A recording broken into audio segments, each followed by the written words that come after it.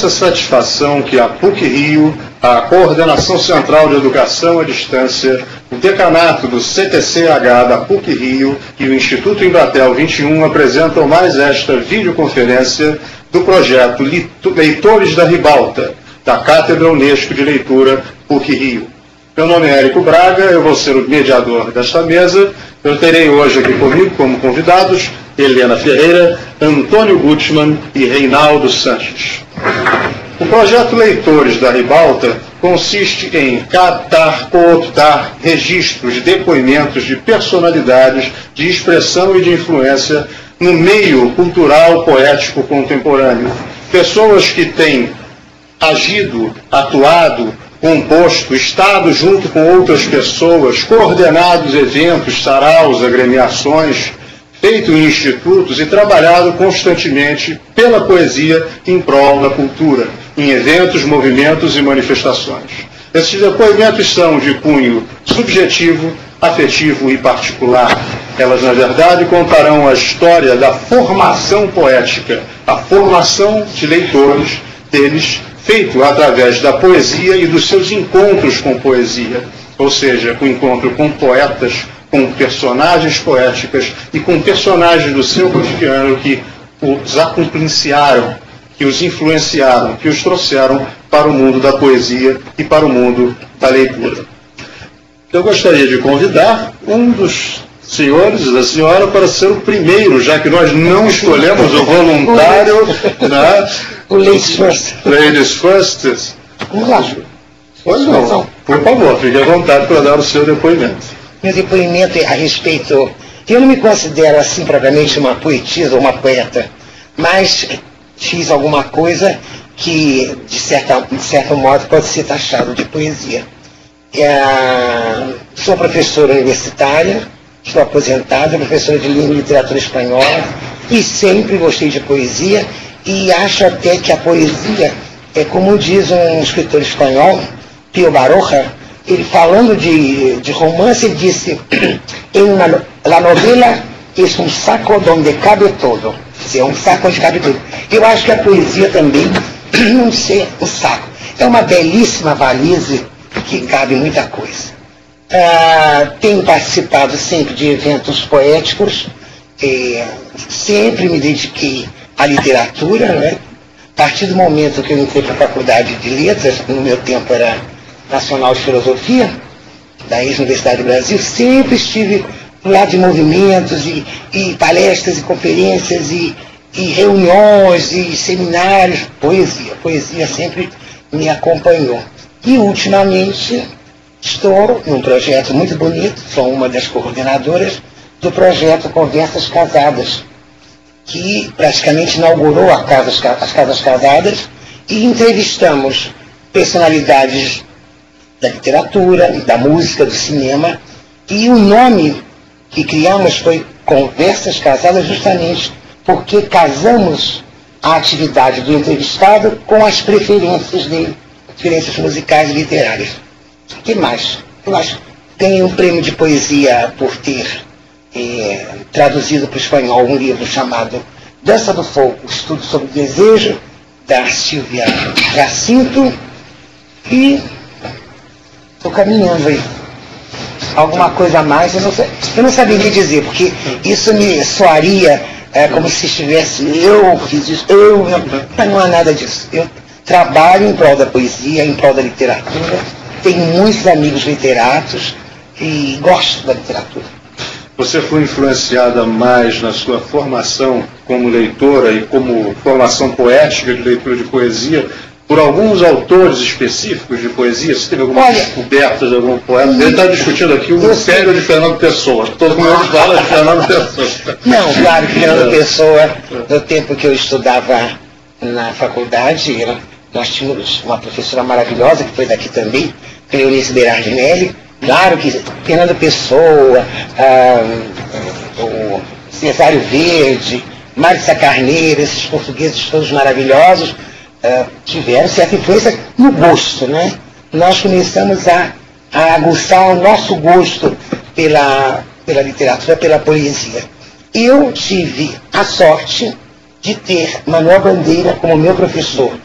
de literatura brasileira, de literatura hispano-americana. Hoje em dia pluralizaram a disciplina, chama-se Literaturas Hispano-Americanas. E o Manuel Bandeira era uma ótima pessoa, mas não era muito bom professor de literatura hispano-americana, não. Tínhamos uma colega brilhante, Clara de Andrade, irmã do Joaquim Pedro de Andrade, filha do Rodrigo Melo de Andrade, a quem Bandeira já fizeram alguns poemas dedicados a ela. E um dia a turma combinou: Clarinha, você que tem prestígio com o Manuel Bandeira, será que ele podia, em vez de dar aula de literatura hispano-americana, que a gente pode pegar no livro aí, já havia muitos não, ele podia falar da poesia dele? O Manuel Bandeira ficou meio assim, achou que estava cometendo um desatino, professor, mas ele cedeu. Então foi uma convivência maravilhosa, produtivíssima, porque nós levamos os nossos livros, os poemas dele, e ele explicava por que ele tinha feito aquele poema, quando que ele tinha feito, em que circunstância. E nós, no fundo, assim, mas esses críticos não sabem nada. Olha o que o poeta está dizendo. Por que ele fez os sapos? Por que ele fez esse? Enfim, ficamos descobrindo Manuel Bandeira e amando Manuel Bandeira mais, não é? Porque tivemos esse contato com o poeta, muito, muito interessante, mas muito proveitoso. E não só o Manuel Bandeira, como os contemporâneos dele, ele dava umas dicas maravilhosas e a gente aprendia muito. Drummond de Andrade também, que eu tenho até uma cartinha dele aqui. Olha, tá uma coisa, mas Drummond de Andrade, eu fiz um poema para ele, porque fiquei emocionada com o poema chamado Uma Chave, no Jornal do Brasil. Eu fiquei tão impressionada, porque eu soube a gênese desse poema do Drummond. E uma amiga minha trabalhava na José Olímpio, e o Drummond contando, o pessoal lá da José Olímpio, mas que beleza de poema. Pois é, esse poema, um antigo escravo lá da fazenda, Maria Julieta, foi lá e mandou essa chave para mim. Mandou uma chave, que era uma chave interessante, não sei o quê, e eu pendurei a minha mulher, esqueci o nome dela agora, Dolores, pendurou, e um dia olhando, Dolores, essa chave de onde é? Essa chave foi fulano, ou foi Chico, ou Pedro, que mandou para você, por intermédio da Maria Julieta, da filha, que ficou aí. A partir desse momento ele fez um poema, a chave, foi uma beleza. E eu fiz um outro, mais uma chave. Então, houve essa influência grande de Manuel Bandeira em termos de abertura, como foi também a influência do professor Carlos Cavalcante, que foi meu professor que deu uns cursos avulsos na Antiga Nacional, e com a pintura. Aprendemos pintura com o professor, a discutir pintura com o professor Carlos Cavalcante. Ele é professor de pintura. De pintura. Não de poesia. Não. Interessante. Então eu estou dizendo que esses dois focos, Manuel Bandeira explicando seus poemas, tudo na Faculdade Nacional de Filosofia, e o Carlos Cavalcante. E o Carlos Cavalcante tinha umas coisas, umas sugestões, umas tergiversações poéticas também, baseando na pintura. Foi muito importante. Isso é muito curioso. Nós tivemos aqui músicos, filósofos, e todos eles envolvidos com a poesia. E na última entrevista nós tivemos com o D'Artagnan Holanda, que era mais um cujo início poético não se deveu à palavra escrita. Ele dizia que descobriu a poesia quando viu pela primeira vez a lua refletida numa poça d'água. E ele dizia exatamente isso. Para mim a pintura é um massa. Eu fico olhando para aquela parede em branco e fico imaginando as imagens que ali possam surgir.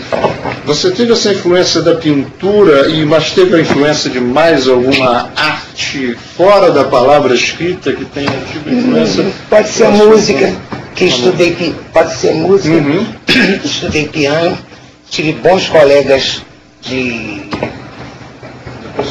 teoria musical na escola de música, a dona Ana Maria Luísa Prioli. Tive também excelentes músicos que se tornaram críticos por causa da minha professora particular de piano, Raquel Mendonça Castro. Enfim, eu acho que está tudo interligado. Eu acho que essas artes, essas coisas, elas sempre têm uma, né? Eu não estou de acordo com João Cabral, que não testava música e só gostava, em geral, só gostava de flamenco, né? Eu acho um absurdo, né? O próprio, como dizia o Fernando Sabino era um homem inteligente, sensível, mas detestava a dança. Pois é. Então são coisas que a gente não explica. Mas no meu caso, eu acho que existe uma interligação sempre, através da minha vida toda. E agora, nesse projeto, eu também fico preocupada dos poetas, dos escritores, dos romancistas. Eles gostam de quê? Dessa música, eles gostam desse filme. Então fica tudo interligado. E gostam de falar sobre o poema é sobre uma imagem, é sobre uma circunstância, claro, sobre outra arte. Isso, outra arte. É muito curioso, por exemplo, sentado exatamente onde você está, teve Márcia Leite, que também se formou em música no conservatório. E ela dizia que a definição dela de poesia era justamente música. Era música, né? A gente fica muito preso, às vezes, naquela ideia de que poesia, que puxa a poesia, o texto, aquela coisa de literatura comparada, de influências pessoais, esquece dessa.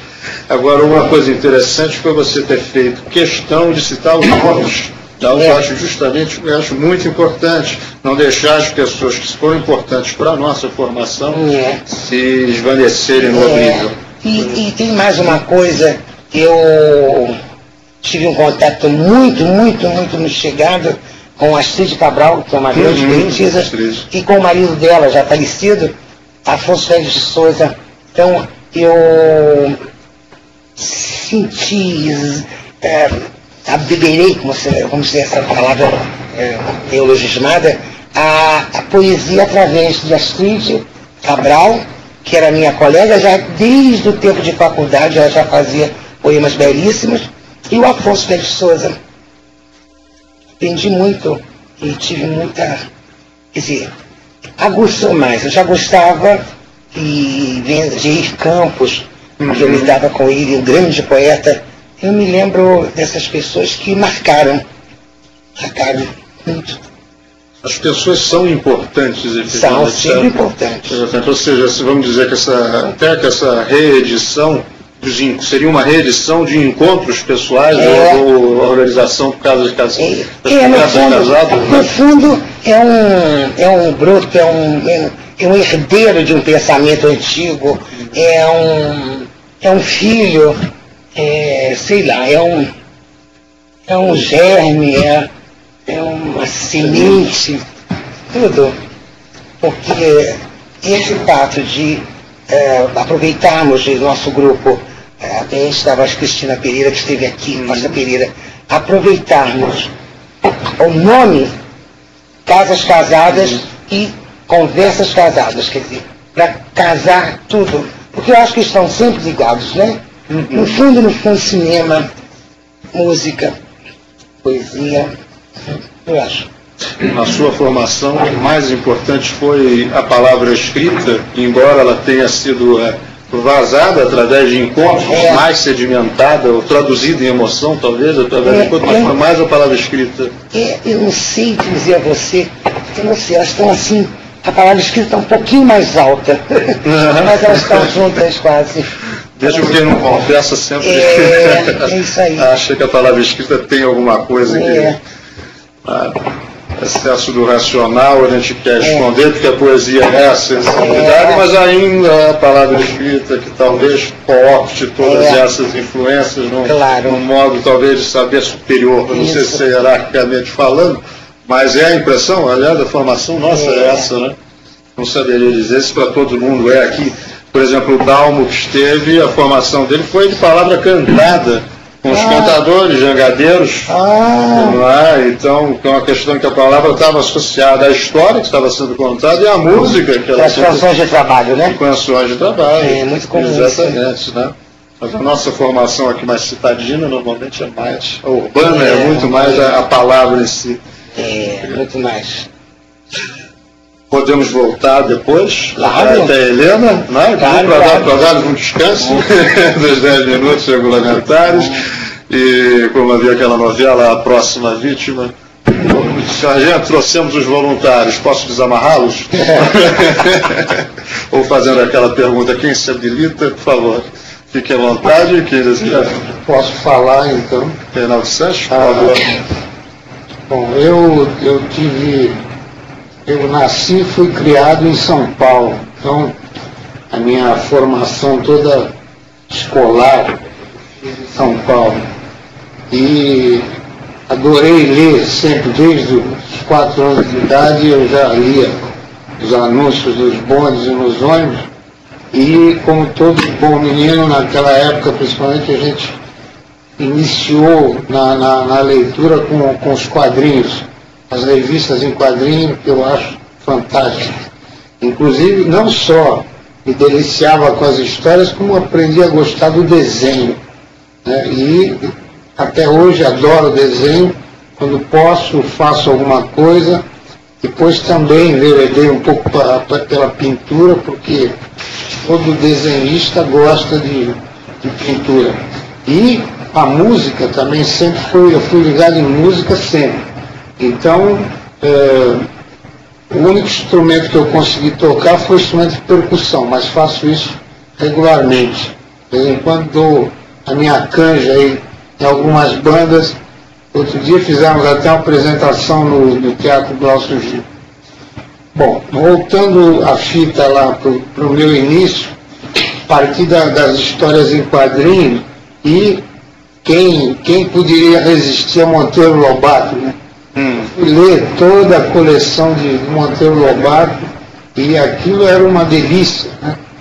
Depois os livros de histórias policiais, né? Agatha Christie e Sherlock Holmes, isso me incentivou muito, e depois, mais tarde, foi incentivar meus filhos também. Agora, a poesia surgiu quando? Surgiu quando eu estava com 16 anos, no ginásio de São Paulo, colégio estadual Professora Marina Sintra, e eu comecei a fazer um jornalzinho nesse colégio, chamava-se A Gaivota, um jornal com mais 2 colegas, e aí, de repente, me deu vontade de fazer uns versos. Foi muito engraçado, porque tinha um colega de turma, chamava-se Porto, e eu me lembro desse, porque foi a minha primeira quadra, né? Saiu aí nesse jornal A Gaivota, esse garoto chamado Porto, ele, na época, tinha uns playboys da Rua Augusta, e ele era contra os playboys. E aí um belo dia ele aparece na escola com as meias vermelhas e todo mundo ficou meio espantado. Ué, você não gosta de playboy, mas usa meia vermelha? E aquilo me inspirou, eu fiz a seguinte quadra. Meias vermelhas dos meus amores, playboys que inspiram horrores.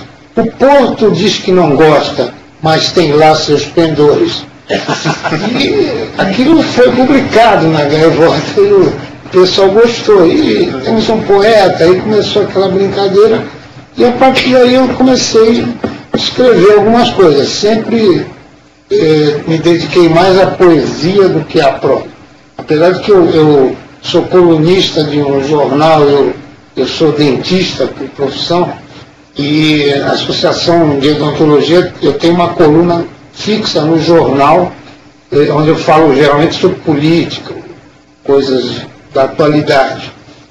Faço isso em prosa, mas eu gosto mesmo da poesia.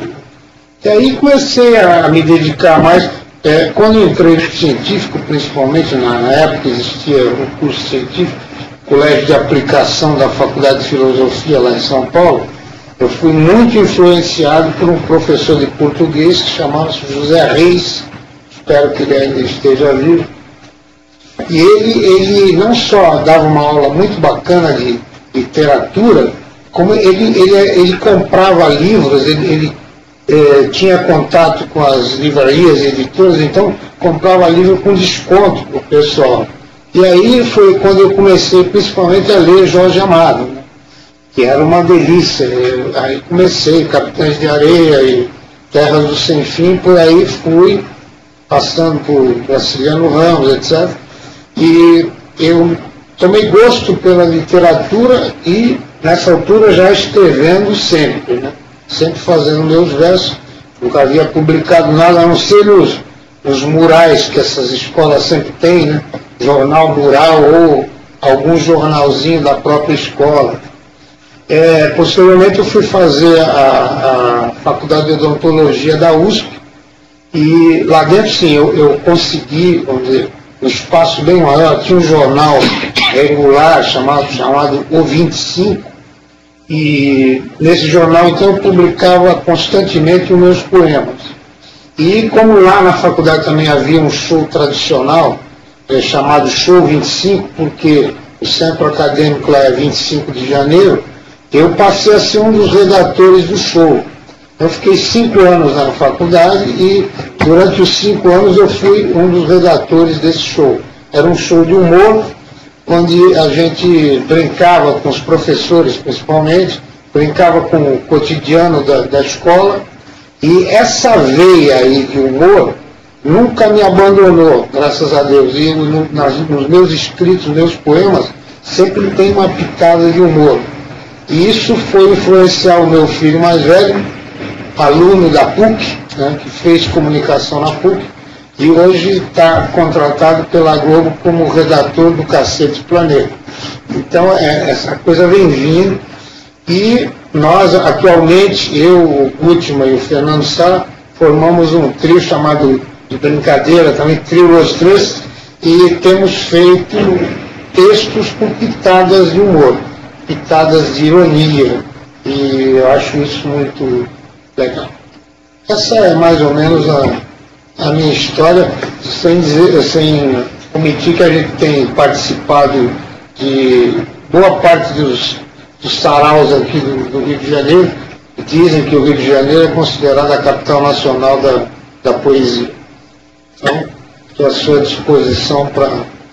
Capital Nacional da Poesia, só falta isso ser filmado e isso ser divulgado, né? Porque a gente sabe que entre nós sabemos que existe esse movimento todo, que existe...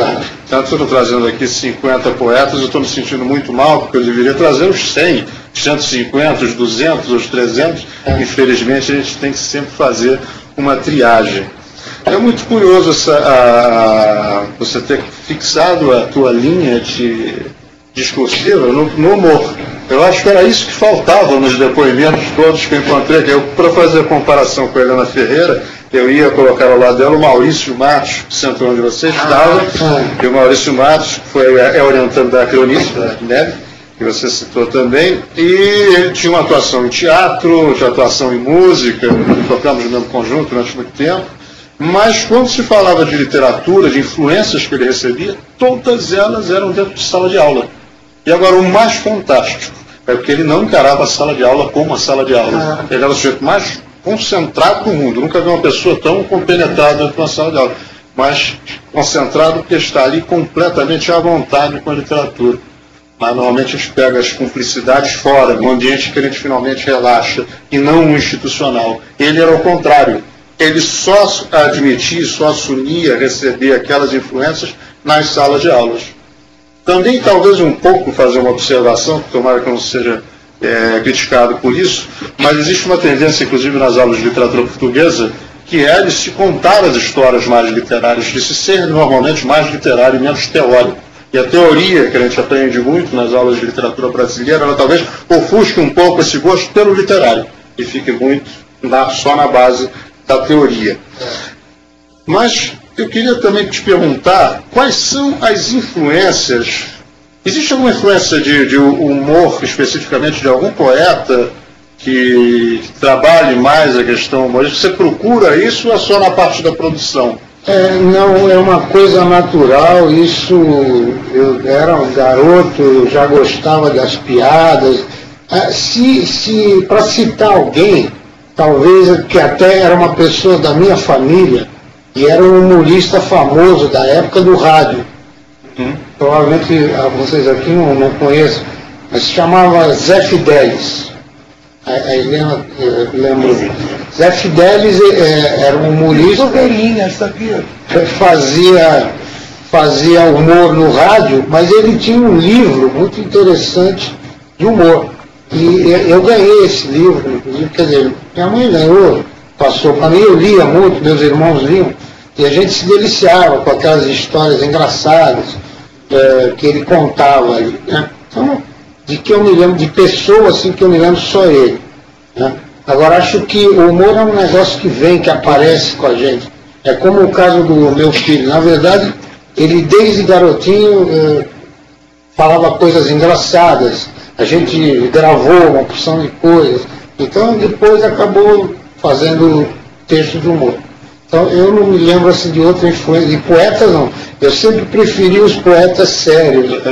Tanto que eu adoro Cruz e Souza, por exemplo. É uma poesia pesada, eu gosto muito.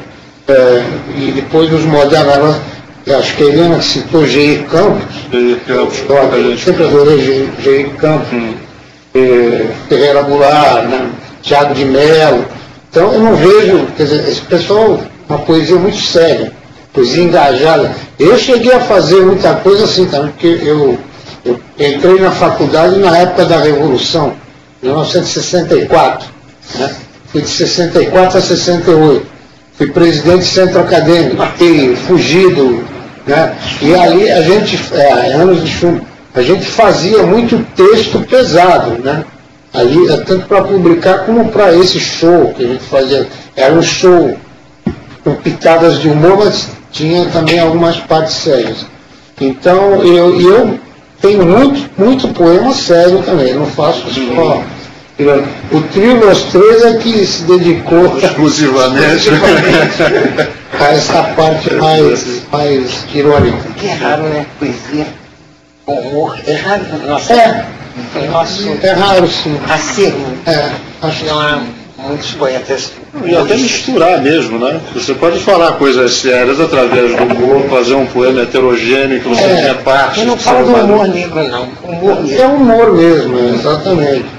Porque é um pouco, eu acho que o humor é um pouco mais difícil. Você saber o limite, né? Porque, ou você faz, às vezes, um humor escrachado, muito irreverente e tal, ou aquele humor irônico, bem dosado, né? Que você pode falar em qualquer sarau, em qualquer ambiente. Ou pior, aquele que passa completamente despercebido. Vocês não entenderam que eu estava fazendo uma brincadeira? Aquele que você precisa explicar. Exatamente. Eu acho que não funciona. Tem aquele velho chavão também de que é mais fácil você fazer uma pessoa chorar do que fazer, sei lá, o dramático é uma coisa mais universal, e as novelas que não deixam a gente discutir. Exatamente. Muito mais dramáticas. Uma coisa curiosa é o fato de que certas instâncias institucionais, como por exemplo a faculdade, o colégio, sempre dão a gente um certo gás, uma motivação para nós sermos um pouco anarquistas, ser um pouco anti-ideológicos contra o sistema, ou seja, alimentam uma capacidade criativa, normalmente vazada pelo humor, extraordinária. Verdade. E eu te pergunto o seguinte, se há ainda algum elemento constritor atualmente que provoque na gente essa mesma necessidade que a gente tinha, por exemplo, na faculdade, primeiros anos, ou no colégio, de fazer jornalzinhos, de ir contra o sistema, de botar o nosso nome estampado num jornalzinho, que seja bibliografado, que seja. Você acha que hoje em dia ainda existe isso? Ou, né?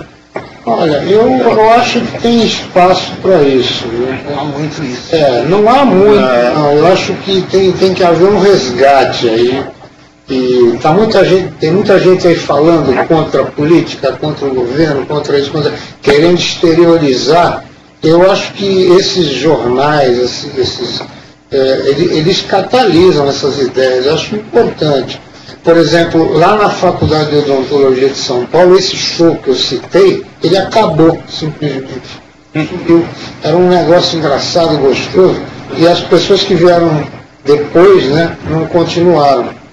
E agora, a gente sempre conversando com alunos, recém-formados, eles teriam necessidade de ter alguma válvula de escape dessa aí. Acho que é importante estimular que as pessoas façam esse tipo de coisa. Ou será que essa válvula de escape já existe de forma variada e está absolutamente diluído? Todas essas catarses homeopáticas. A cultura vem muito pronta aí, o pessoal vê, muita televisão, muita informação. De repente está com uma certa preguiça aí de pensar e fazer a coisa acontecer.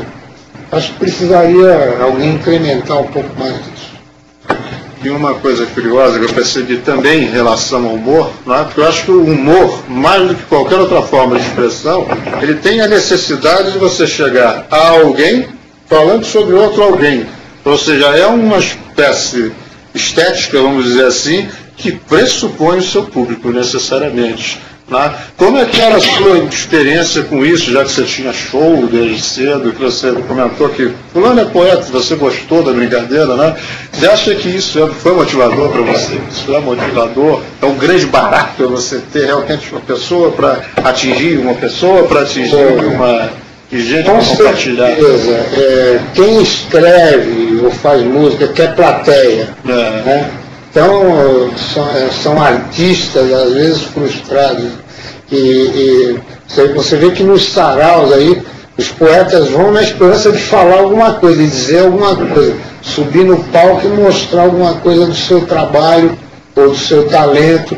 E quem é que não adora ao final as palmas? Né? Então, ou a Helena, que tem feito as conversas casadas com outras pessoas, são entrevistas muito bem passionadas, ao final essas palmas atingem a todos, ao entrevistado e aos entrevistadores que fizeram a coisa acontecer, né? Então você tem que ter um bom mediador, você tem que ter alguém provocando para que as respostas saiam interessantes. No final, todo mundo gosta do aplauso, todo mundo gosta de ter uma plateia, né, que seja a sua pintura, sem vulgaridade, né? Sem vulgaridade. Isso é que é importante. Exatamente, sem vulgaridade. Então eu acho isso importante, eu acho que tem que ter essa mola incentivadora aí. Tem que ter depois a resposta, né? Ou até essas palmas aparecem, às vezes, em forma de sequências e de provocações. A coisa mais gostosa é você ter o comentário depois, ou a possibilidade de você fazer uma nova piada para o próximo show em função daquilo que você... E até mesmo quando você recebe críticas, na hora pode até você ficar um pouco estranhar aquilo, mas depois parando para pensar, até a crítica é válida mesmo, para você melhorar as coisas. Alimenta. Correr atrás de alguma coisa que faltou. Eu acho que isso é muito bom. Quando a gente escreve no jornal, é a mesma coisa. Se não tiver nenhuma resposta, ninguém te mandou um e-mail, ninguém reclamou daquilo que você escreveu, quer dizer, tem que ter alguma coisa, né?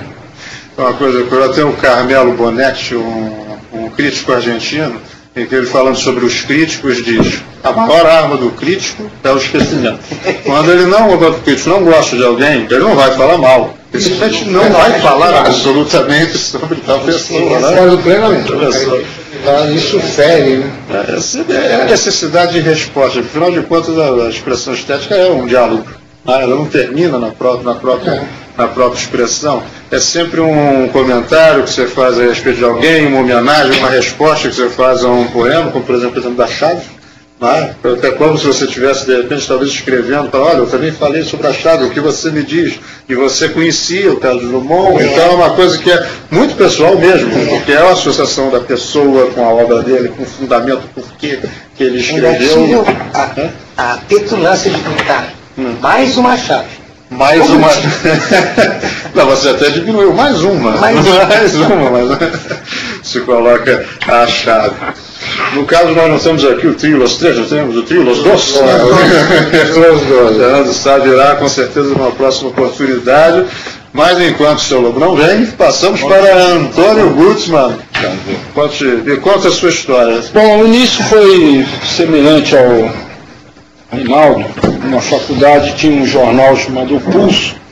Então nessa época eu começava a escrever também, sempre procurando um lado do humor. Faculdade de Medicina em Petrópolis. E eu dava aula de anatomia, de sistema nervoso, então eu começava com a reclamação da micróbia, a saudade do neurônio. Então pegava uma parte assim, baseado na ciência, mas com um lado do humor. Neurônio, como é que o neurônio vai ter saudade? Micróbio vai reclamar, então procurava, baseado numa parte científica, e pegar um lado do humor. Então isso, talvez até respondendo a pergunta que foi feita aí, eu acho que o humor é um dom, a pessoa já ou gosta ou não gosta, ele começa a escrever sobre um poema romântico, alguma coisa, depois ele, se gosta do humor, aí a tendência é seguir o humor, quem gosta. No meu caso, no caso do Reinaldo, no caso acho que do Fernando Sá, já está direcionando para isso. E eu acho uma coisa importante também, agora voltando para a poesia, participar de coletâneas. No início, eu participei na minha vida assim, poética, não sei se é importante. Em 1986 comecei a participar de coletâneas. E participei de 13 coletâneas já até 2004. Fui participando, porque eu acho que é o ego, né? Poxa, um poema meu está naquela coletânea. Então isso aí, quer dizer, a pessoa acha importante isso, quer dizer, deve ser mesmo. Então eu participei de 13 coletâneas. E depois a participação em eventos poéticos, eu fui até na penitenciária Lemos de Brito, chamaram para ler uns poemas, em 2001, a Feira de Cultura. Então tem vários poemas, várias reuniões. E em 2005, começou lá no Largo das Letras, com a Graça Carpe, surgiu o Tríloas 3, em 2005. Então, a partir daí, eu fiz botei aqui no computador, digitei as reuniões do Tríloas 3 que nós participamos. E participação em concursos também importante, né? E é isso aí, escrever. Agora eu comecei, por exemplo, o Drummond, Carlos Drummond de Andrade, Cecília Meirelles, a gente sempre lê, mas agora também, como acho que você depois vai perguntar a direção assim de coisa, é o Leminski. Isso. Então quem começa o Leminski é o tipo do poeta que não tem meio termo com ele. Eu acredito que ou gosta ou é igual Flamengo, não tem meio termo, ou gosta ou detesta. Então, eu me identifiquei muito, não estou nem comparando com o Leminski, mas o estilo dele me tocou muito. Então eu já fiz até a árvore genealógica da vida do Leminski, eu estudei Leminski.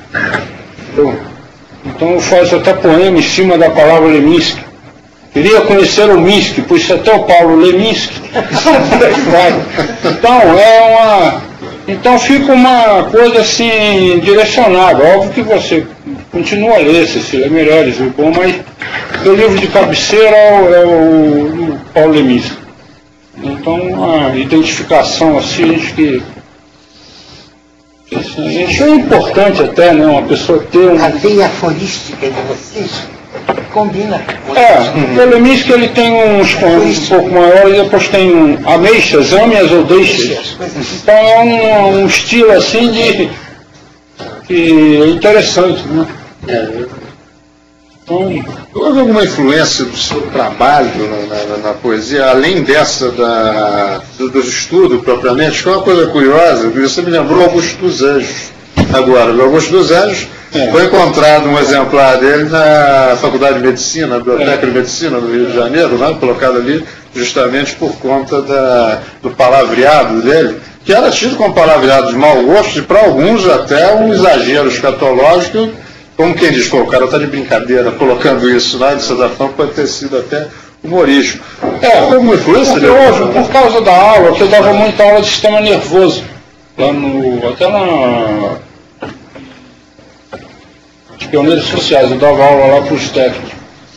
Então isso aí, você dando aula, preparando a aula, a pessoa tendo um dom do humor, ela se encaminha para esse lado. Eu comecei a fazer mais. Tem 12 histórias sobre o sistema nervoso. Entendeu? Então, eu dei até para um jornal, o Pulso, então publicava. Então, isso aí é uma influência da aula, né? E até facilitar para mim, para decorar e para o aluno também. Poesia mnemônica? Ajudar ele. Reclamação da micróglia. Pô, micróglia vai reclamar de quê? Então, baseado na parte científica, eu botava um humor e mesclava as duas coisas para facilitar até para eu dar a minha aula e o aluno entender alguma coisa. Isso é importante. O negócio do mestre Valentim, aquele recurso que tem no passeio público, que diz sou útil e ainda brincando. Foi o que você tem. Tem que... Um ensinamento brincando. Ainda brincando. Alguma influência de algum... Aliás, você disse da influência do Leminski, e que o Leminski te interessou tanto que você fez questão de fazer pesquisas sobre... O que aconteceu foi o seguinte, eu estava numa reunião lá do Newton Alves, e a noite lá era dedicada ao Leminski. Eu conhecia assim de nome, mas não tinha nada estudado alguma coisa, lido alguma coisa do Leminski. E tinha até um polonês, porque ele tem uma raiz assim de polonês. Aí eu fiquei maluco, falei, poxa, eu tenho que começar a procurar, e é muito difícil você achar livro do Leminski. Eu comecei em sebo. 2 ou 3 você acaba achando, Distraídos Venceremos, Lavian Close, você acha. Mas o resto é muito difícil, você tem que pesquisar, e eu consegui 6 livros dele. E essa biografia do Toninho Weiss é muito interessante, é um tijolo, assim, não vem. Eu li, reli, é apaixonante. A vida dele é muito. Meio trágica, né? O Leminski, a vida dele é um pouco assim difícil. Perdeu um filho com 10 anos, na leucemia, então. Aí, e ele era uma pessoa difícil, até difícil mesmo. Mas foi assim uma paixão. A descoberta desse poeta, você equipara alguma descoberta de algum outro poeta, de algum outro autor, antes desse seu encontro com o humor, com o palco, com os eventos poéticos, né? Houve algum autor que tivesse te dado, vamos dizer, um toque mais fundamental? Quais foram os seus autores? Não, eu li o Cecília Meirelles, uma poesia completa dela, o Drummond, a gente lê, o Poeta da Morte, livro os anjos tem, mais a parte de necrópsia que eu faço, mas numa necrópsia me incentivou. Numa necrópsia, mas eu faço necrópsia não é com prazer, mas é uma profissão, quer dizer, a parte de citologia, que eu também escrevi muito sobre citologia, pegando a parte de ciência junto com o humor. Eu acho que sempre, isso que o Reinaldo falou, chega a um ponto, o humor é importantíssimo. Para quem gosta, ele tem um dom do humor, então é fascinante. Entendeu? Então você procura dar uma aula e pegar o humor. Entendeu? Então eu estou sempre agora com humor. E escrevendo, quanto menos escrever, melhor. Escrever pouco. E tentar dizer alguma coisa. Não é escrever para ver o que está escrito aí. Não tem nada, não. Então dá uma ideia, senão fica uma bobagem. Não, e entra até... Para saber, escrever pouco e dar o recado e preferencialmente com humor. Isso é que é o jogo de palavras. Se me definisse, então, como é que você se define? Jogo de palavras. Meu negócio é jogo de jogar com as palavras. Entendeu? Mas dentro até de um contexto, e até eu diria dentro de um roteiro, né? Você está trabalhando com um roteiro. Claro. E aí entra aquela ideia de você fazer uma apresentação com uma história, por mais fragmentada que seja, né? E a gente procura, os três, a gente se reúne e fala, olha, e cada um dá uma ideia. Como ele é o mestre e é o chefe, dá uma ideia, o que é? Não, tira isso aqui, bota isso aqui. Então a gente tem que ter a humildade de conversar. Tira isso aqui, bota essa palavra, o que você acha? Então isso é importante. O tri que deu certo. Entendeu? O casamento acaba, o tri não vai acabar. Então é uma coisa interessante que ficou. Que um aprende com o outro, né? Ruth, tira essa palavra, bota isso aqui, entendeu? Então isso é importantíssimo. Dentro de um grupo, o próprio grupo, a própria plateia do grupo mesmo, para você poder ter uma possibilidade de especulação do que vem por aí.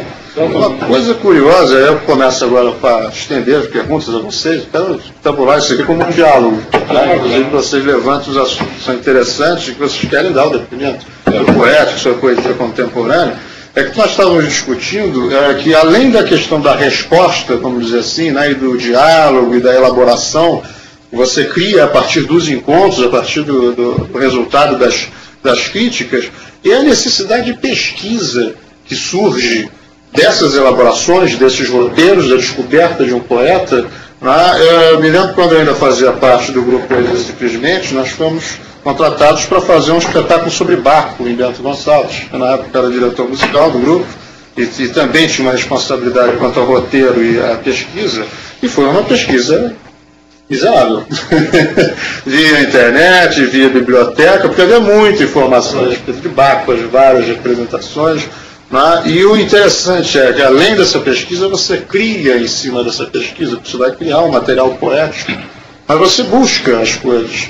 Ou seja, a poesia também é cultura, é o que eu gostaria de dizer, porque a poesia também é educação, né? Porque esses encontros, essas propostas, essas provocações fazem com que você, por si mesmo, vá atrás das informações das biografias, ou de encontrar, de repente, com o poeta para saber o que ele tem a dizer a respeito daquilo.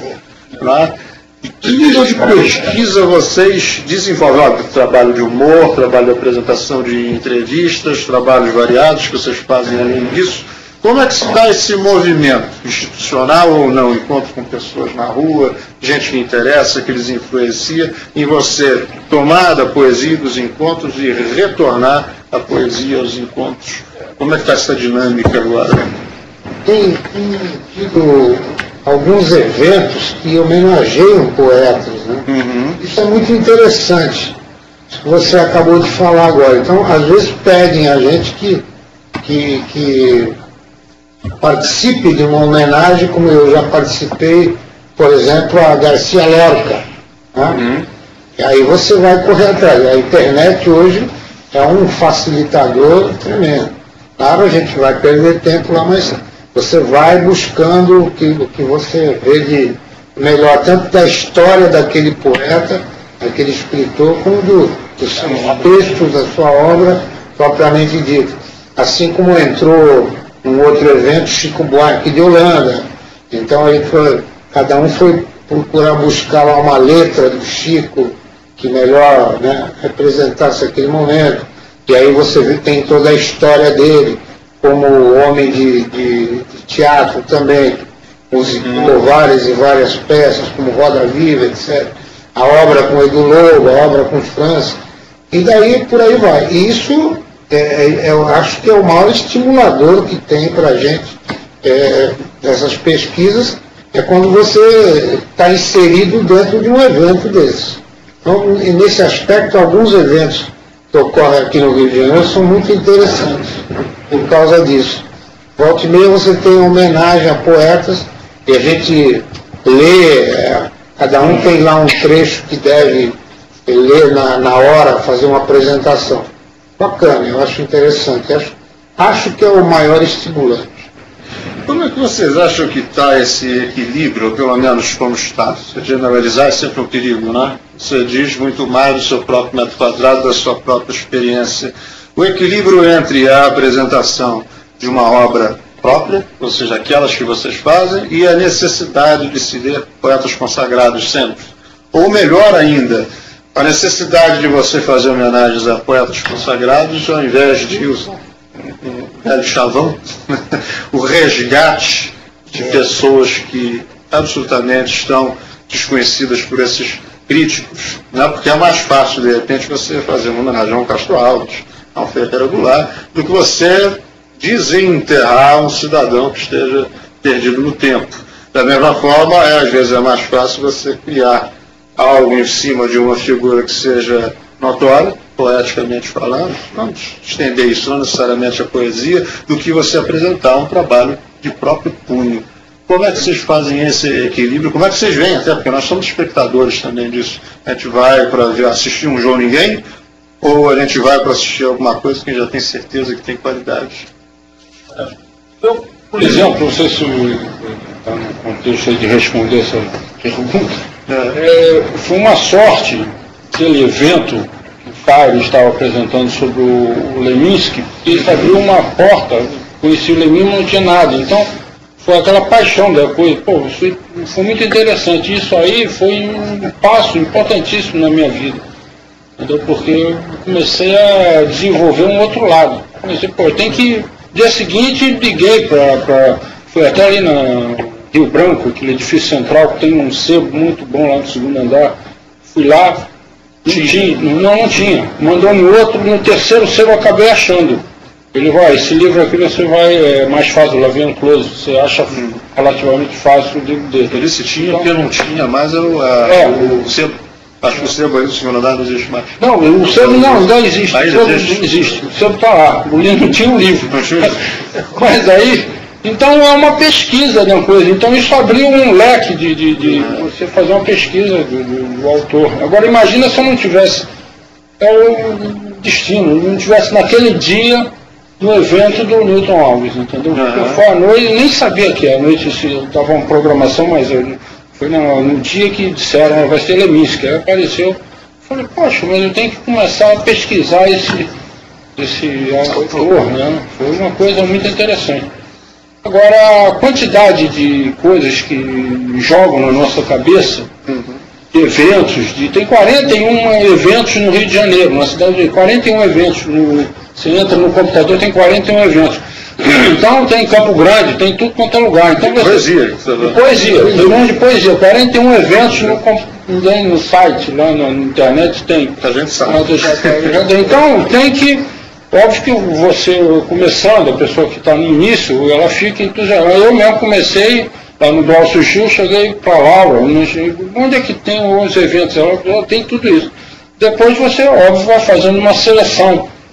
Não tem tempo, tem que trabalhar e fazer uma seleção dos eventos, senão você não faz mais nada na vida, só foi. Então tem que fazer uma seleção até para você ir melhorando o seu estilo, de aprimorando o seu escrito. Eu acho que Mas a maioria desses eventos dá um espaço muito bom para os escritores novos mostrarem seu trabalho. Isso é interessante. Isso é importante. Porque, volta e meia você tem algum tipo de homenagem, como eu citei. Acho também bom, acho que aprimora a cultura de todo mundo.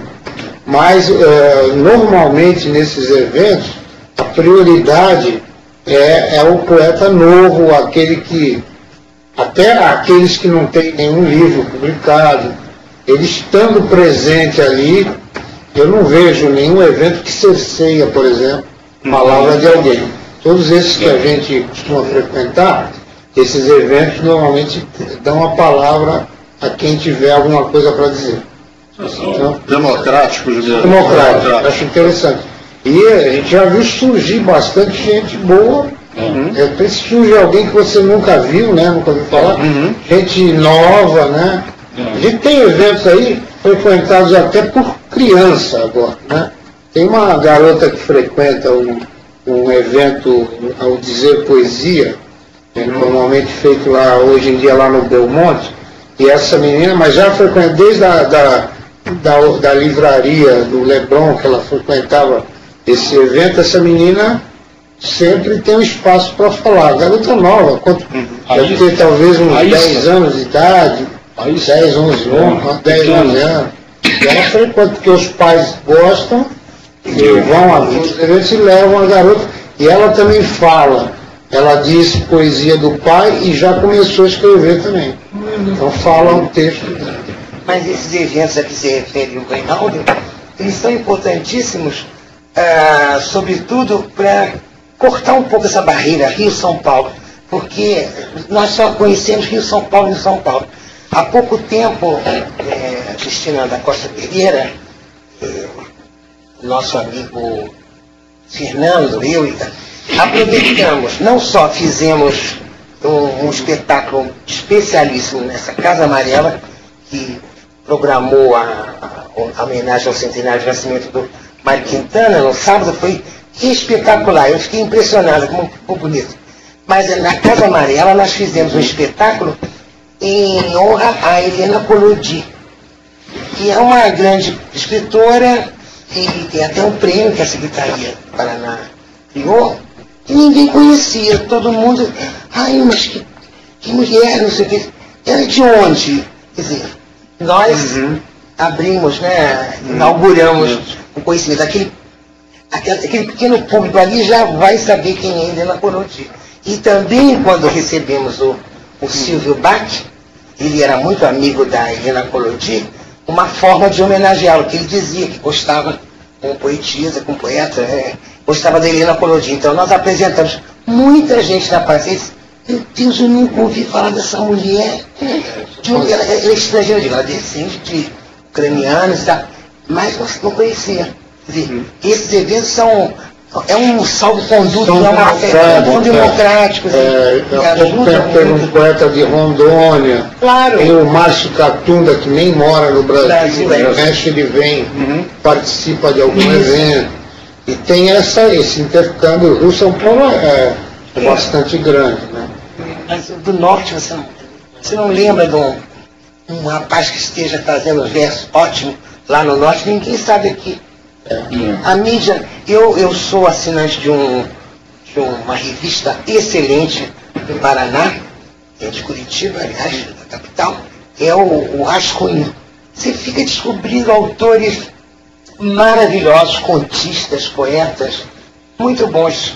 Mas sai do Rio, São Paulo, é difícil botar uma lanterna, não chega a ser como a do Diógenes, mas uma lanterna esclarecedora, não vigiadora, vigilante. Aproveitando aí a importância da educação à distância. Pois é. Exatamente. É importante. É muito interessante que, na verdade, o que eu ia comentar antes disso é o seguinte, é que tudo, de certa forma, é novo, né? Tudo, de certa forma, até o velho Leninski foi novo, um dia, né? É o espaço, por ser um espaço, eu julgo que seja heterogêneo, que seja equilibrado, né? Ele é um espaço de novo. E, de certa forma, o Leninski foi, no seu caso, uma espécie de guia, né? De modelo. A gente sempre tem os nossos modelos, a gente não tem como se fugir da questão de mestre. O próprio Salvador Dalí, ele dizia, comece pintando como os grandes mestres. Depois crie o seu estilo próprio, o seu próprio estilo. É necessário você descobrir. Por exemplo, Augusto dos Anjos, que para mim hoje já é mais do que batido com mestrado, que já tem anos, né? Um dia foi novo para mim. E às vezes você precisa até esquecê-lo para que ele ressurja como novo, ou até como musicável, né? São espaços efetivamente democráticos, que são variados, assim, eu até anotei aqui. São espaços de experiência ou espaços de experimentação? Quando eu digo experiência, é aquela experiência do contato do público. Eu, como poeta novo, vou chegar e vou ver o que... Você se descobre. É um novo para si mesmo. Mas tem sido também espaços de experimentação, tipo de vanguarda, de experimentação de confluência de linguagens, interseção de linguagens, poesia com música, música com pintura. Como é que está esse tipo de integração atualmente? Está engatinhando, mas tá bom. Muito bom. Agora, eu acho que tem acontecido, os eventos têm procurado fazer isso. A integração da poesia com a música, ela é total. Hoje é difícil um evento em que você não tem alguma coisa de música. Eu tive no último Conversas Casadas e o Eduardo Kamievski tocou ao final, como sempre, né? Ele faz. Então é um momento mágico, né? Músicas maravilhosas. E os eventos, o que você conhece bem, simplesmente poesia, sempre tem uma parte musical lá, às terças-feiras. O Poema Show, Dizer Poesia, todos eles estão procurando privilegiar também a música. E aí tem espaço para todo tipo de música também. Já teve coral da Petrobras, naquele evento do Newton Alves lá na cidade. Nós já vimos música nordestina, pessoal fazendo improviso, pandeiro. Então, quer dizer, não há nenhum tipo de restrição. E agora, você focou bem, espaço de experiência e experimentação. A experimentação é grande também. Nós aqui, o Trio Los Tres, a gente começou a fazer as nossas frases curtas, né, que é bem sintomático aí do trio, mas recentemente a gente já começou a inserir alguns textos maiores. Eu, como já tinha feito jogral, tinha feito jogral sério, até com aqueles textos antigos, fiz com Jorge Ventura, introduzi também o jogral ali no Fórum de Poesia da UFRJ. Então, quando nós nos apresentamos lá com o Trio Los Tres, nos apresentamos com não só o texto curtinho, mas como outros textos maiores também.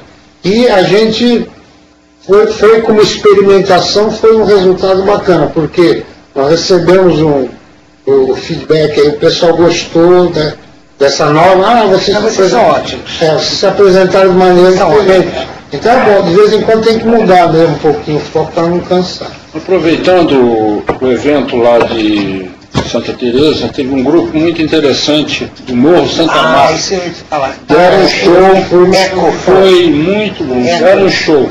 E eu perguntei até quando eles acabaram, a garota dela levou um susto, né? Você não tem um CD para vender? Não, mas CD, eu falei, pô, caro, você tem que... As letras das músicas. Muito interessante. Sem peguismo, falando dessa coisa do excluído. Danças e... Então estava misturado, o centenário do poesia do Mário Quintana e... homenagem, porque aquilo mesmo era uma celebração, né? Foi muito interessante. A mistura foi muito interessante ali. Santa Marta, assim como surgiram os rappers aí interessantes, vários que depois a mídia até adotou, acho que deve surgir todo tipo de música lá, deve surgir. Né? Morro Santa Marta com Mário Quintana, já pensou? Interessante. Depois a pecada ali devagarinho, canto de Ossanha dos Vinícius, e o samba da bênção, mas eles faziam uma coisa inaudita, inusitadíssima. Foi muito bom. As letras das músicas, a expressividade daquela gente, né? Aquela senhora que tem mais velha, como se fosse como se estivesse vaticinando o futuro do favelado, do negro. Ela vinha e dava um recado feito um cajado. Ela pegou imitando uma criança e ela fez se jurava que tinha uma criança ali na escola, e ela botou fez uma arrumação ali. Poxa, Você me lembrou agora, vocês Quintana onde? Vocês comentaram? Casa Amarela. Não, a Quintana no Morro Central, no Morro Santa Marta. Eu achei que eu fosse terminar com um piano na mangueira do São Jobim. É eco da Santa Marta. Você deu uma ênfase que vai me dar o gancho exatamente, você falou a letra, porque a gente discutia justamente o fato da palavra, até o gesto da palavra está sempre um pouco acima, e eu vou discutir, eu quero ver uma inversão, a gente pensa a poesia está dando espaço para a música, sempre houve a necessidade de colocar uma música, fazer essa integração, a música como comentário, como contracanto. Né? Mas, de certa forma, talvez o que a gente esteja tentando fazer com esses espaços é fazer o resgate da própria palavra falada, porque já que a gente não tem espaço mais dado. As mídias que sugam e ocupam todos os espaços, que a pessoa possa sentar e ouvir e se concentrar exatamente na palavra falada. Palavra escrita, mas palavra falada. E com uma musiquinha de permeio, porque ninguém é de ferro, porque ninguém aguenta se concentrar nessa palavra falada. Então, talvez vou propor essa inversão, dizer que, na verdade, o que se faz é colocar a música, a apresentação teatral, para justamente criar um espaço em que as pessoas possam se concentrar também e mais na palavra falada, que anda muito pouco ouvida. É uma coisa que eu queria até que vocês comentassem, mas a minha pergunta era sobre o intercâmbio com as outras pessoas. Um conhecimento que a gente tem, por exemplo, você falou do Jorge Ventura. O Jorge Ventura veio num dia em que não veio a Verônica Dias, com quem ela já fez um trabalho. Pois é, simplesmente, porque eu tive vários trabalhos musicais com eles, né? E como é que se dá vocês podem contar um pouco das histórias desses encontros com pessoas e que faz com que você desenvolva outros trabalhos? Pessoas importantes. É uma coisa mágica, não é? É mágica, geralmente é por acaso, quer dizer, quem planejou isso. Primeira vez que eu encontrei com o Jorge Ventura, eu já senti vontade de fazer alguma coisa junto com ele. Excelente. É uma pessoa fascinante. É um ator. É um ator nato. E o Jorge representando em vários lugares. Boa voz, tudo que tem. Lembrei, eu falei, tem um texto que foi censurado em 1967, justamente que eu tinha feito para um show da universidade, e na época a censura era violenta, o texto foi censurado, era um pouco pesado mesmo, e então eu guardei, falei, deixa esse texto, algum dia a gente vai conseguir falar. E aí me lembrei que o Jorge seria um parceiro ideal aí, que a gente fez, eu já fiz esse texto com o Jorge, 2 vezes em 2 eventos diferentes, e foi muito bom, gratificou muito bem, as pessoas gostaram. E ele, inclusive, já se prontificou a gente fazer mais alguma coisa junto. Mas eu vejo outras simbioses aí acontecendo. Hein? E é sempre por acaso. Né? As pessoas não planejam muito.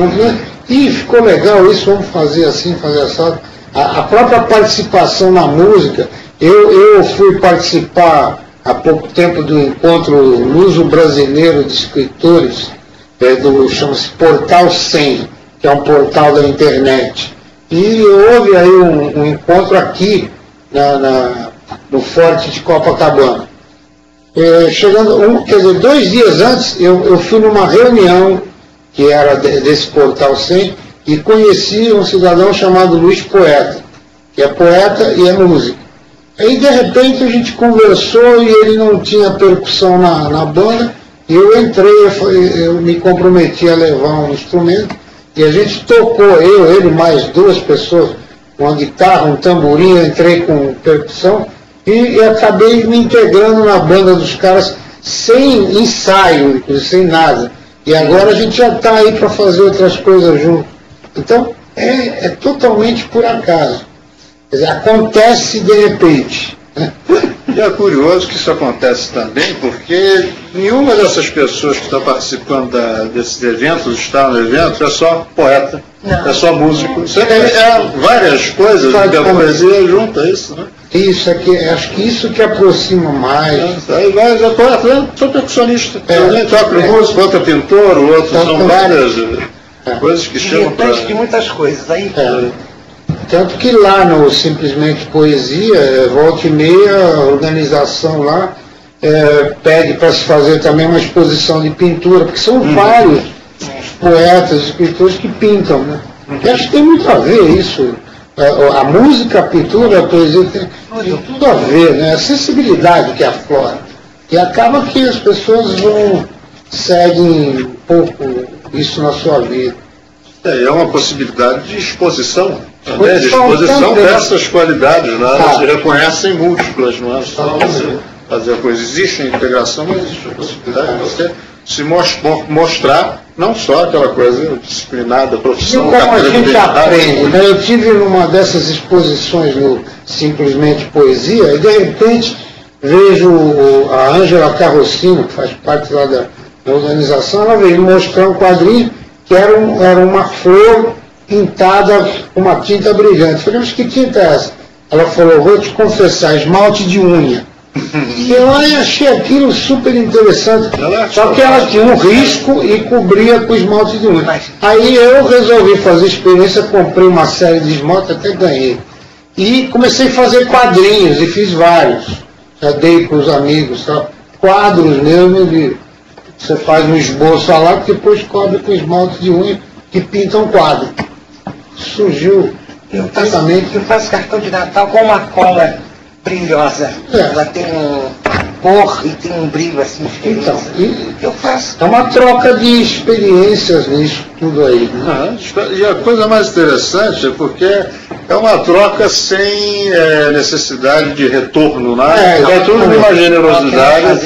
E acabou de comentar que vocês viram lá o espetáculo Santa Teresa, que eu achava que tinha criança no texto, vocês perguntaram, tem CD? Aí eu disse, não, ninguém nem estava pensando nisso. Talvez depois de algum tempo a pessoa comece a pensar, não, vamos já que a gente já tem um trabalho, vamos tentar, inclusive, para ter algum retorno e continuar trabalhando. Mas eu vejo isso como um dar-se, né? Um dar-se, é um expor-se sem pedir absolutamente nada em troca. Um pouco pela experimentação, um pouco pelo gosto do improviso, especificamente, de um não reconhecimento e até nem sequer de uma profissionalização, talvez, isso venha um pouco tardio, não, mas é mais... Eles cantavam ali com amor mesmo, o pessoal falava, eu moro mesmo no morro, a vida difícil deles mesmo. E depoimentos, né? Depoimento assim... Sentavam a bandeira brasileira, eu sou do morro, então, espontaneamente. E tiveram uma grande sorte com a pessoa que os orientou, ensaiou, Vera Versiani, que vem a ser parenta do Ciro dos Anjos, né? Porque os Versiani mineiros é um tronco só. A Vera Versiani, mas consegue fazer deles um grupo artístico. Ela até me convidou, falta de data, de oportunidade para ver esse trabalho lá Ela vai, a moça de aplaudir de perto, plateia é uma maravilha. E eu disse para um deles lá, se eu tivesse dinheiro, eu ia ser empresário de vocês, produzir aquelas letras impressionantes. Umas letras. E outra coisa interessante, né, é que essas manifestações todas são à margem do Estado. Né? Tem nada oficial, não tem nem patrocinado. Não tem nada. As coisas vão surgindo por obra e arte de alguém de boa vontade. Ela sacrifica só no morro.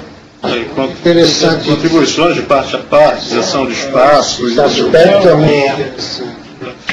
Curioso o seguinte, há uma, não sei se vocês podem me desmentir, mas há uma sensação de que de 15 anos para cá existe um crescimento dessas manifestações, palestras, desses encontros, saraus, não sei se é porque a gente quer que seja assim, e essa é justamente a pergunta que eu vou fazer. A coisa era assim antigamente, ou a partir só desses 10 últimos anos é que se observa realmente esses 41 encontros poéticos? Isso é um fenômeno real, atual? Eu acho que de repente veio um crescendo aí e começou de uma maneira, não sei como, há 10 anos atrás, como é que estava. Hoje em dia, não sei. Acho que há 10 anos atrás não existia assim. Com certeza. Agora, hoje tem 41 eventos catalogados. Não é por causa da internet isso. Não é. A internet isso aí começou antes da esses encontros, essas tertúlias ditas, né, até com o ranço da antiguidade, tertúlia, isso era feito nas casas, na festa, para comemorar não sei o quê. Agora não, num barzinho, um pedaço de sala, no teatro. Mas é impressionante. Os bares descobriram que é um novo fenômeno. Antes de ir para a reunião, eu fui ter uma subida, fui procurar até um barzinho me tomar uma água. Aí estava na parede assim, aluga-se espaço, sexta-feira, sábado, domingo, ele estava alugando, falar com o dono, até interessei para o Trio Los Três, fui lá, ele está alugando um horário lá do fim de semana, que chama, né? Além do pessoal dali, né? Então ele estava alugando, botou um aviso na parede. Couve-flor, né? Aquele bar. É o bar, ele estava alugando. A gente vira até um pouco de ter seguidor de espaços onde a gente possa apresentar. É muito curioso, que a gente começa cavando espacinhos para se apresentar em determinados lugares, até que você sente uma vontade de você mesmo ser até o gerenciador desse movimento, o criador da peça. A mídia mesmo, TV aberta, por exemplo, não há espaço nesse tipo de atividade. É raro você ver alguma coisa na TV aberta, quando vê talvez na TVE, mas mesmo assim para gente muito consagrada já. Absolutamente consagrada. Rodrigues é o palavrão que... a não ser um programa como foi feito pelo Cláudio, mas acho que foram 5 programas, era uma coisa estanque, né? Acabou ali, não sei se a ideia vai ser renovada, acho muito interessante. Mas eu acho que esses espaços poderiam se multiplicar. Porque, na verdade, o povo gosta, né? O público gosta, assim. As livrarias estão oferecendo esses espaços.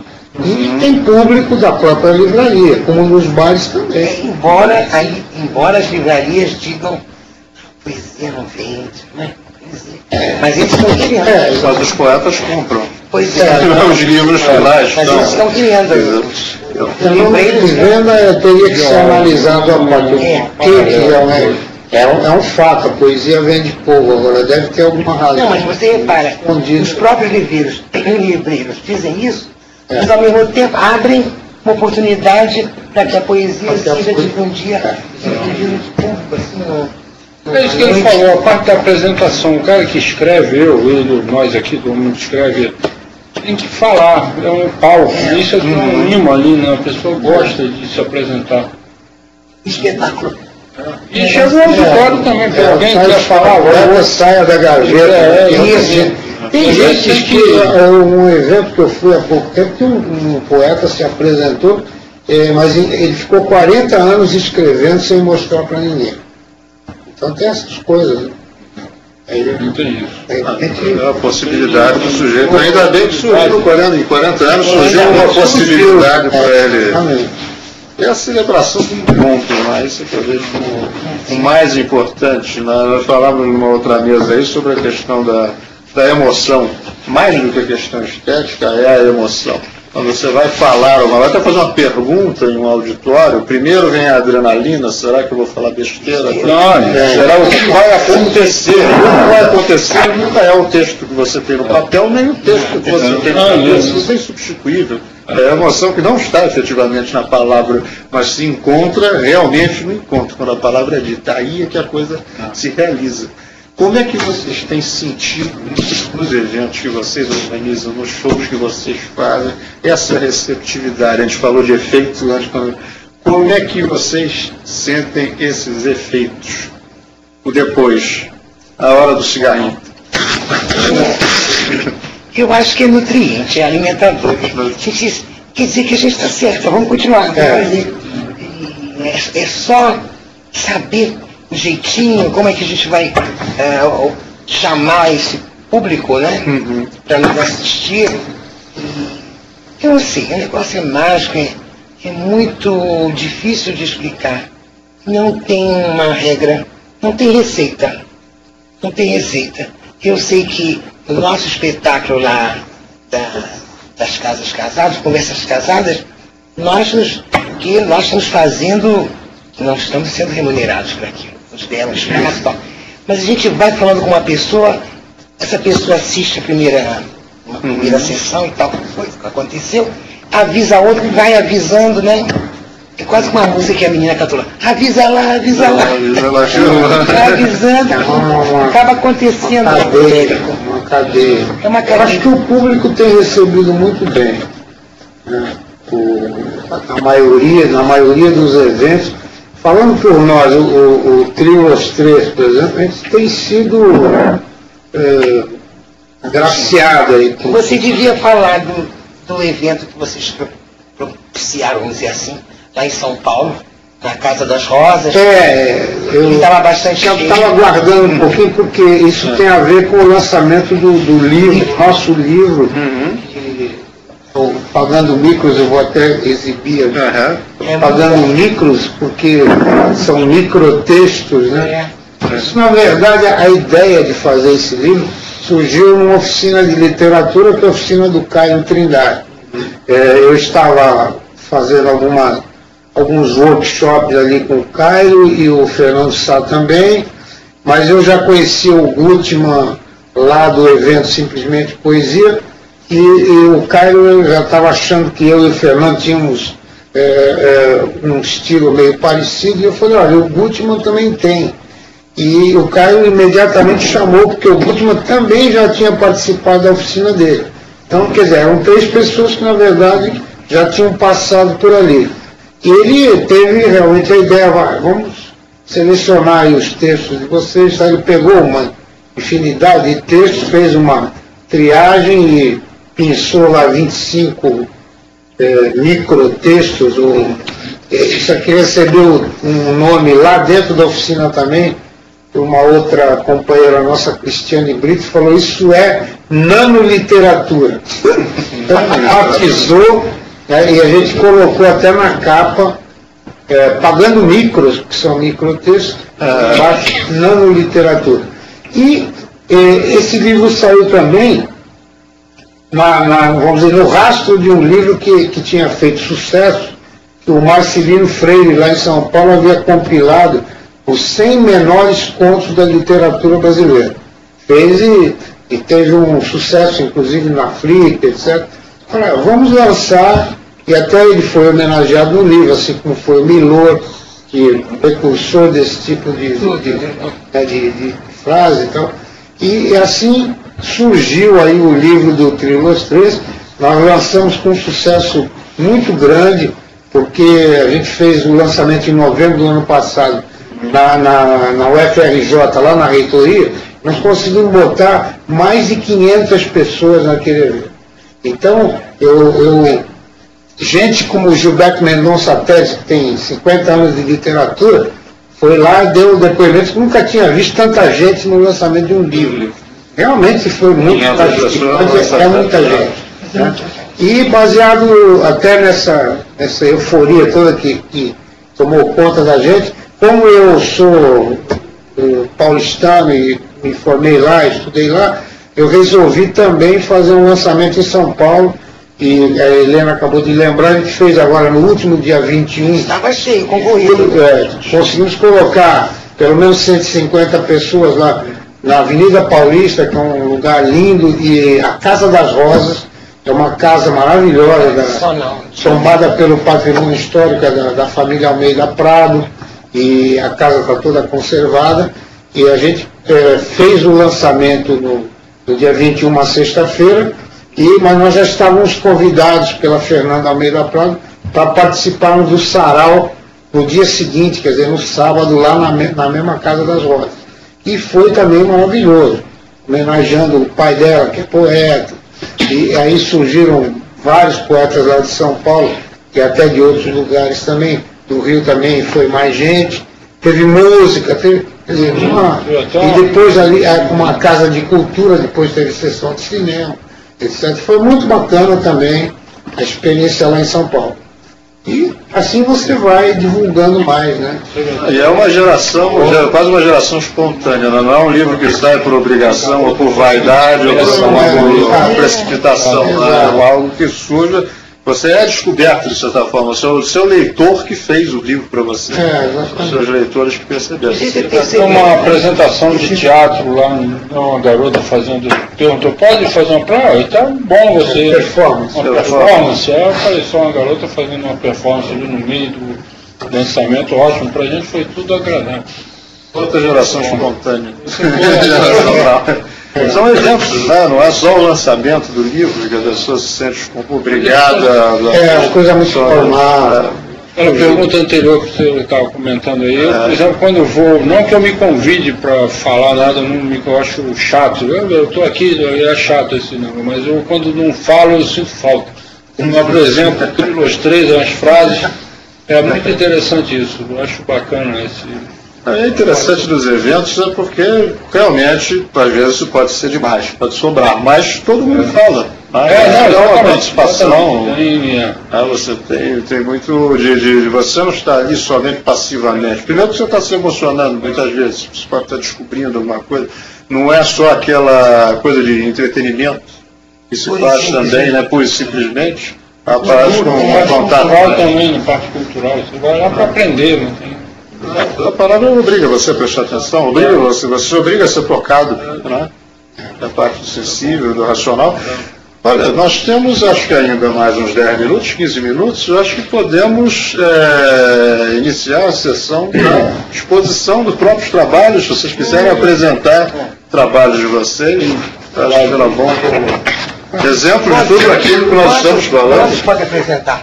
Olha, a gente pode fazer rodadas sucessivas, né? E aí eu faço pontuar. Estou na ponta e vou começar, então. Você falou primeiro, por isso você vai começar. Então, eu, seguindo essa linha aí bem humorada, eu fiz um poema que fala sobre o computador. Um negócio moderno e chama-se computador. Então é isso. Navegar nessa tal de web não é mesmo coisa para pré. E apesar do nome feio, me arranjaram um e-mail, o meu endereço na internet. Fico mascando chiclete, olhando fixo para a tela, e às vezes penso que ela me olha direto. Não é meu hobby predileto, mas então fazer o quê? Datilógrafo, catador de vídeo. Hoje aprendi com meu filho que existe um tal de Corel, de Word, de Paintbrush. Só pode ser coisa do Bush, grande reacionário. Pensando que eu sou otário, a máquina me enlouquece falando somente inglês. Olhem só, vejam vocês. A casa já virou house. O rato agora é mouse. E para não ficar pinel, dou um Ctrl Alt Del e acabo com a adrenalina. Em vez de tantos megabytes, vou tomar uns Beer Night no botequim lá da esquina. Muito bom. Eles são ótimos. Bom, eu queria fazer uma homenagem aqui à Laura e recordar um primeiro poema que eu li lá no Poesia Simplesmente, que foi em 1986. Lágrimas. Por que essas lágrimas? Te magoei, te fiz sofrer, ou quem sabe alguma coisa vais me dizer. Choras de tristeza ou de alegria. Gostaria de entrar na tua alma, ouvir uma canção e só assim acalmar meu coração. Essas lágrimas são de saudade? Que bom, que alegria em te ver retornar. Agora somos dois a chorar. O estilo que eu tinha, eu mudei agora para o como. Isso é extraordinariamente curioso, mas em 86 escrevi esse estilo, né, romântico, de lacrimogênico, é uma coisa agora. Espero que a Vanessa também. Não, também, é bom um pouco de... Helena, por favor. Eu gosto uma das poucas coisas que eu escrevo que eu não gosto, mas sempre lembrando que a Alfonsine Storni, né, foi uma poetisa, ela nasceu na Itália, Suíça, mas considerada argentina, que se suicidou em Mar del Plata, andando dentro d'água, não disse socorro na hora que foi morrendo. Sabe onde não dava pé? Ela foi até onde não dava pé e não disse uma palavra. Então eu fiz um poema para ela, como já fizeram uma música para ela, que é a Mercedes Sosa, Alfonsina e Elmar, né? E eu fiz a Alfonsina Storni. Pássaros e cores e o retrocesso em verbo povoam teu sobrenome. Cavalos marinhos, algas e conchas e incrédulos pajens sem fim ondularam teu séquito naquele mar de prata, interlocutor tardio de tuas mágoas. Pena que o jazigo d'água não mais se lembre de nada, nem sequer dos ais que não deste na partida, embora os de tua vida eu ouço ainda Alfonsina.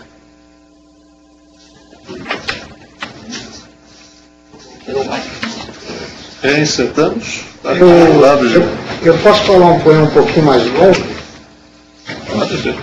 Eu gostaria de falar esse poema porque esse poema tem sido o ícone da minha poesia nos saraus. Todo mundo pede para que eu diga novamente.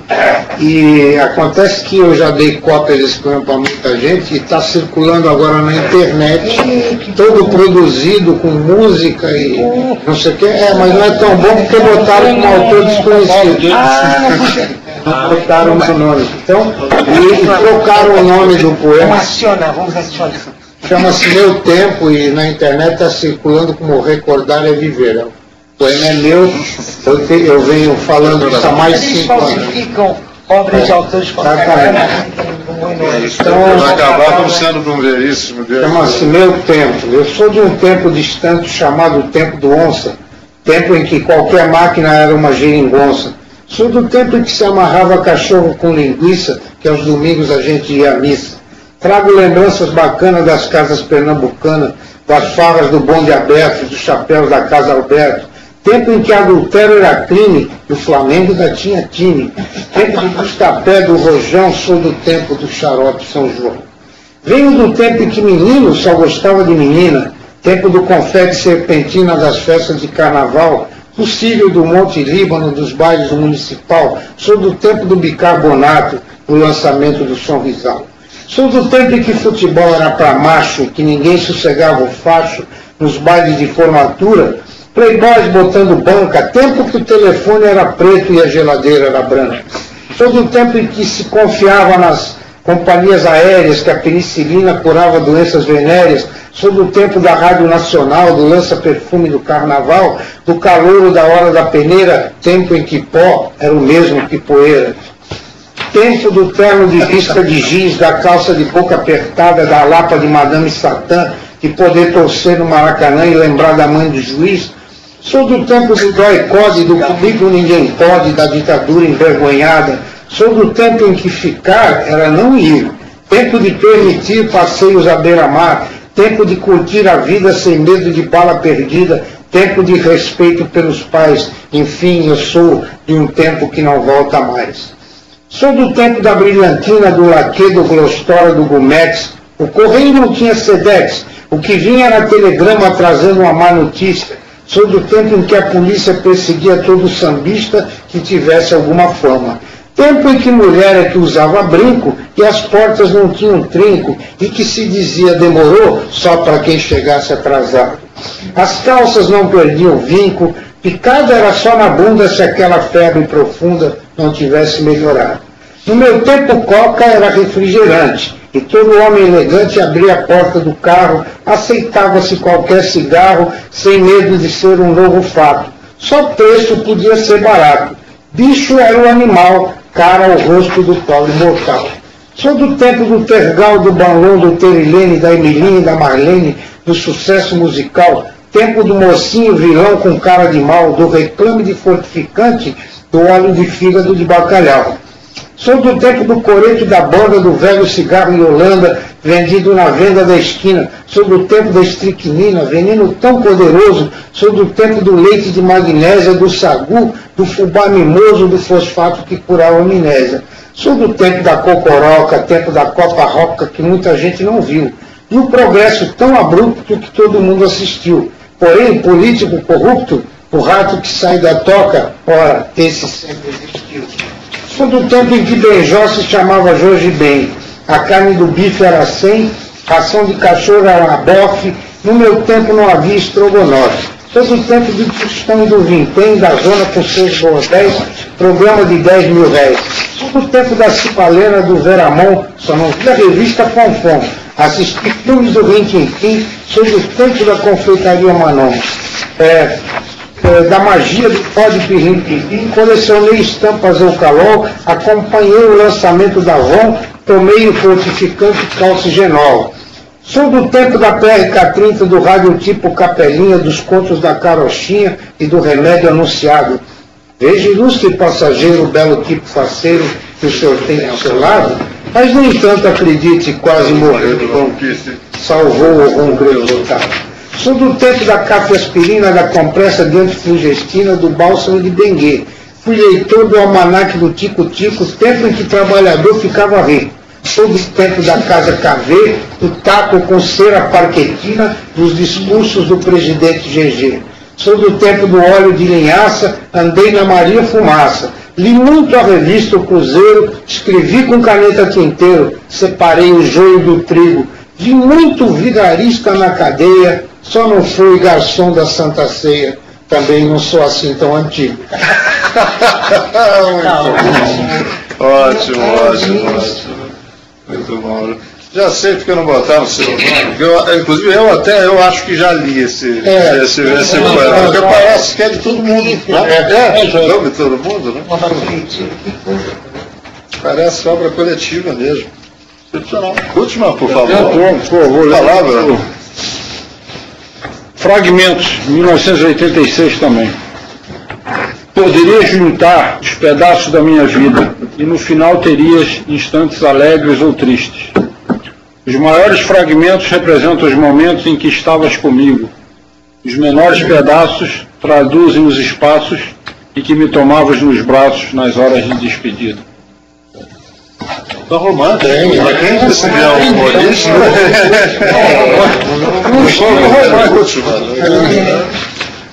favor. Isso aqui é uma homenagem que eu prestei a Federico Garcia Lorca. Chama-se Paisagem Importada. E a manhã esperta luziu branco. Já não havia na praça mais outro espaço para a cinzenta sequela.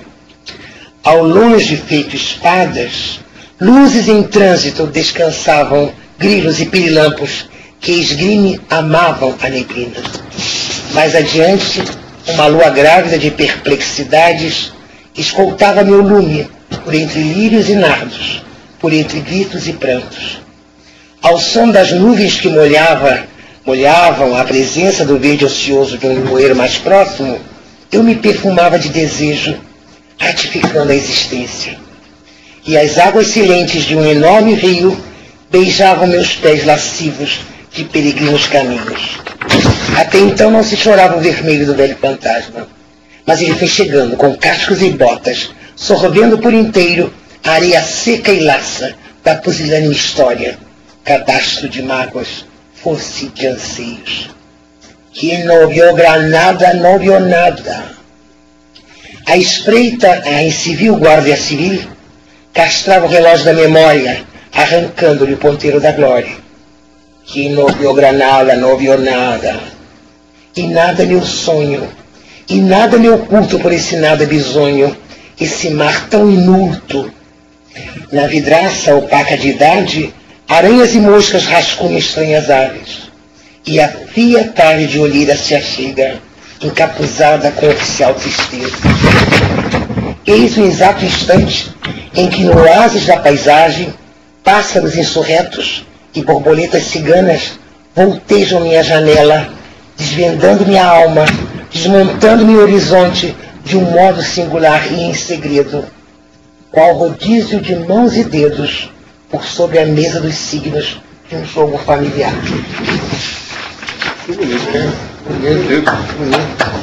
E é muito engraçado porque, de certa forma, nós estamos sempre fazendo uma homenagem àqueles que nos influenciam, né? Claro. É sempre aquela resposta que eu comentei. Eu sou espanhola, então eu sou professora de espanhol e vivi na Espanha, estou sempre pensando nesses homens de lá. Meus homens. O que dá mais prazer, antes de pedir para o Gutmann ler mais um poema, o que dá mais prazer? Ler os poemas daqueles que nós temos como nossos ídolos ou ler a nossa própria produção? Ou são dois prazeres diferenciados? São diferenciados. São dois prazeres. Mas Atualmente, porque há etapas de produção que não pode mentir, não.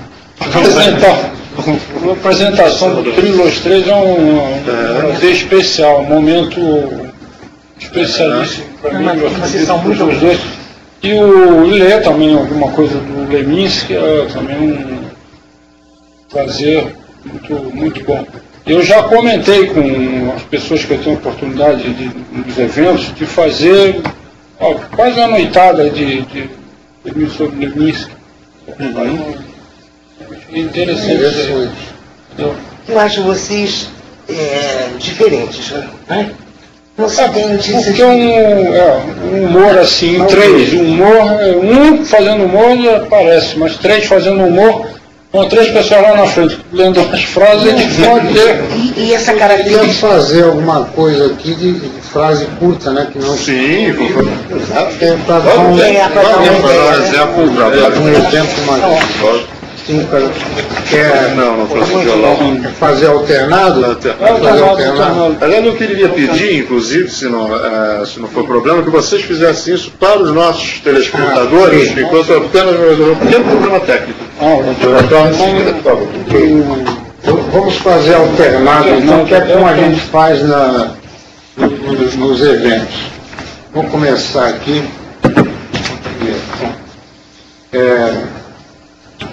Quem quiser ganhar essa guerra vai ter que resbolar. Ame a semente antes que ela se transforme em gente. Ele era tão pessimista que só previa o passado. Colo no teu calo e me calo no teu colo. Nos filmes de Kung Fu, ele sempre era o Fu. Abraço toda a causa e algumas calças.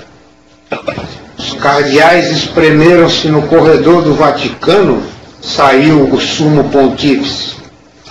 Pessoa sem importância, aqui jaz um caixão. Classificados. Homem-bomba procura mulher fogosa para relacionamento explosivo. A chave do sucesso está na forja. Aquele vendedor de amendoins gostava mesmo de tirar umas casquinhas.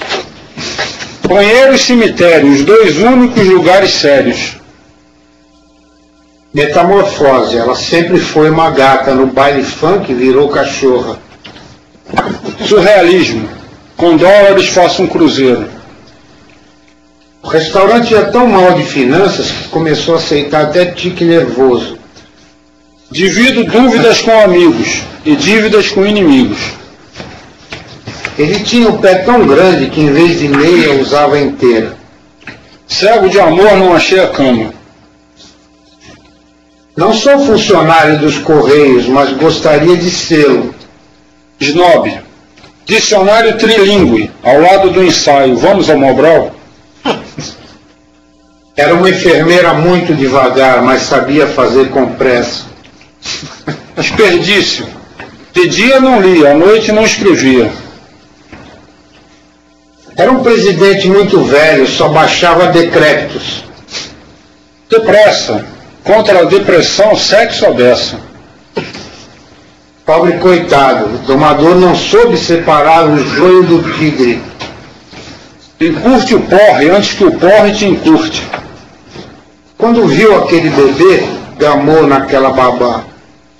Escrevo de madrugada e o vizinho careta reclama do barulho da caneta. Era uma mulher tão fria que só tinha ponto F. Meus amigos do trio Los Tres Tostos, muito bem, nós vamos deixar o gostinho de quero mais para aqueles que puderem assistir vocês. Nós estivemos agora aqui no programa Leitores da Ribalta, a presença de Reinaldo Sanches, Antônio Gutmann e Helena Ferreira, a quem eu agradeço muitíssimo o depoimento de vocês, e para vocês uma boa tarde. Muito obrigado. Obrigado.